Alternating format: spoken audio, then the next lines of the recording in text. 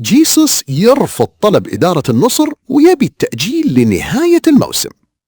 قرر البرتغالي جورجي جيسوس مدرب نادي النصر أنه يأجل حسم ملف تجديد عقده مع الفريق، رغم أن الإدارة كانت ودها تخلص هذا الملف في الفترة الحالية. وحسب ما كشفت عنها التقارير، جيسوس بلغ إدارة النادي بتأجيل مفاوضات التجديد لما بعد نهاية منافسات دوري روشن السعودي، وأيضا بطولة دوري أبطال آسيا الثاني، لأنه يفضل التركيز الكامل على المرحلة الحاسمة من الموسم.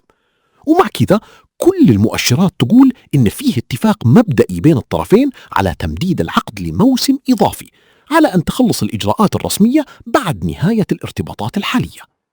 ومن المتوقع أن الفترة الجاية تشهد وصول محامي المدرب البرتغالي للعاصمة الرياض عشان يناقش ويصيغ البنود النهائية للعقد الجديد تمهيدا للتوقيع بشكل رسمي.